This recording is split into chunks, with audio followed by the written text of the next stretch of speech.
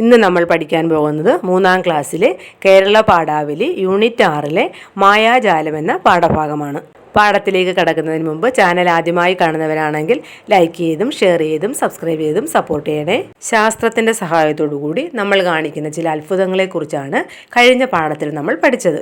പ്രകൃതി കാണിക്കുന്ന അത്ഭുതത്തെക്കുറിച്ചാണ് നമുക്ക് ഈ പാഠഭാഗത്ത് പഠിക്കാനുള്ളത്. നമുക്ക് പാഠഭാഗം വായിക്കാം.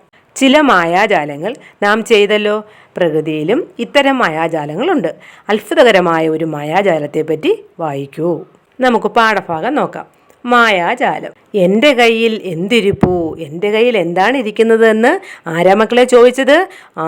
ചെമ്പരത്തി ചോദിച്ചു എൻ്റെ കയ്യിൽ എന്താണ് ഇരിക്കുന്നത്. നിന്റെ കയ്യിൽ ഒന്നുമില്ല, ഇന്നലെ നാം വാദിച്ചു. നിന്റെ കയ്യിൽ ഒന്നുമില്ലെന്ന് ഇന്നലെ നമ്മൾ വാദിച്ചു, ഇന്നലെ നമ്മൾ പറയുകയുണ്ടായി. ഇന്നു കൈ തുറന്നു കാട്ടി നമ്മളെല്ലാം നാണിച്ചു. പക്ഷേ ചെമ്പരത്തി ഇന്ന് കൈ തുറന്നു കാട്ടിയപ്പോൾ നമ്മളെല്ലാം നാണിച്ചു പോയി. ഇവിടെ കൈ തുറന്നു കാട്ടി എന്ന് പറഞ്ഞാൽ എന്താണ് മക്കളെ നമ്മൾ മനസ്സിലാക്കേണ്ടത്? ചെമ്പരത്തിയുടെ മൊട്ട് ചെമ്പരത്തി പൂവായി വിരിഞ്ഞു എന്നാണ് മനസ്സിലാക്കേണ്ടത്. അത് മൊട്ടായിരുന്നപ്പോഴാണ് അതിൻ്റെ കയ്യിൽ ഒന്നുമില്ല എന്ന് നമ്മൾ പറഞ്ഞത്. അത് പൂവായി വിരിഞ്ഞപ്പോഴാണ് അതിൻ്റെ കയ്യിൽ എന്താണുള്ളതെന്ന് നമുക്ക് അറിയാൻ കഴിഞ്ഞത്. അതുകൊണ്ടാണ് നമ്മളെല്ലാം നാണിച്ചു പോയത്. എന്തു നല്ല പട്ടുറുമാൽ ഒന്നു മുത്താൻ മോഹിച്ചു. പട്ടുറുമാൽ എന്ന് പറഞ്ഞാൽ പട്ടുതൂവാല.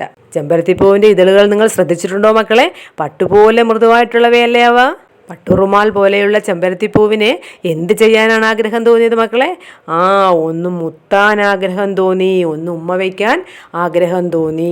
അത്രമേൽ ഭംഗിയാണ് ചെമ്പരത്തിപ്പൂക്കൾക്ക് ഉള്ളത്. ഇത് പ്രകൃതി നമുക്ക് കാണിച്ചു തരുന്ന ഒരത്ഭുതമാണ്. കടവനാട് കുട്ടിക്കൃഷ്ണൻ വഴിമുത്ത്. അടുത്ത് നോക്കിയേ, കവിത താളത്തിൽ ചൊല്ലൂ. എല്ലാവരും കവിത താളത്തിൽ ചൊല്ലി നോക്കുക. അടുത്ത ക്വസ്റ്റ്യൻ എന്താണെന്ന് നോക്കിയേ. ഇതുപോലെ നമുക്ക് ചുറ്റും മറ്റെന്തെല്ലാം അത്ഭുതങ്ങളുണ്ട് ചർച്ച ചെയ്യൂ. നമുക്ക് ചുറ്റും എന്തൊക്കെ അത്ഭുതങ്ങളാണ് കാണാൻ കഴിയുന്നത്? നമ്മൾ ഒട്ടും ഇഷ്ടപ്പെടാത്ത ഒരു ജീവിയല്ലേ പുഴു. അതിൽ നിന്നുമാണ് നമ്മൾ ഏറ്റവും കൂടുതൽ ഇഷ്ടപ്പെടുന്ന പല വർണ്ണങ്ങളിലുള്ള വളരെയധികം ഭംഗിയുള്ള ചിത്രശലഭങ്ങൾ ഉണ്ടാകുന്നത്. ഒരു ചെറിയ വിത്തിൽ നിന്നുമാണ് വലിയൊരു മരം ഉണ്ടാകുന്നത്. അതുപോലെ മറ്റെന്തൊക്കെ പറയാം ഇനി? ആകാശത്ത് കാണപ്പെടുന്ന മഴവില്ല്, ഇടിയും മിന്നലും, മഞ്ഞ്, നിലാവ്, ഇവയൊക്കെ തന്നെ പ്രകൃതിയിൽ കാണുന്ന അത്ഭുതങ്ങളല്ലേ. ഓന്ത് നിറം മാറുന്നു, ചന്ദ്രൻ വലുതാവുകയും ചെറുതാവുകയും ചെയ്യുന്നു, കോഴിമുട്ടയിൽ നിന്ന് കോഴിക്കുഞ്ഞ് പുറത്തു വരുന്നു, തൊട്ടാവാടി ചെടിയെ നമ്മൾ തൊടുമ്പോൾ അത് വാടുന്നു, മഴമേഘങ്ങളിൽ നിന്ന് മഴ പെയ്യുന്നു. ഇവയൊക്കെ തന്നെ നമുക്ക് ചുറ്റും കാണുന്ന പ്രകൃതിയിലെ അത്ഭുതങ്ങളാണ്. അടുത്ത ക്വസ്റ്റ്യൻ നോക്കിയേ.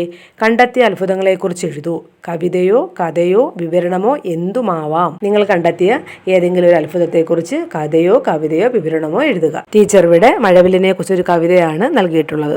മാനത്തുണ്ടൊരു മഴവില്ല്, റാബോൾ തെളിയും മഴവില്ല്, violet, IndiGo, blue, green, yellow, orange, red, 7 നിറം, കുട്ടി മനസ്സുകൾക്ക് ഇഷ്ടം കൂട്ടും കാണാൻ നമ്മുടെ മഴവില്ല്, മാനത്തേക്ക് നോക്കി നിന്നു മഴവില്ലെന്നൊരു മോഹവുമായി, മഴയ്ക്കു മുമ്പേ മാനത്ത് വന്നെത്തിയിടും മഴവില്ല്, അപ്പോൾ കാണാം കുട്ടികളെ സുന്ദരമാമി മഴവില്ല്.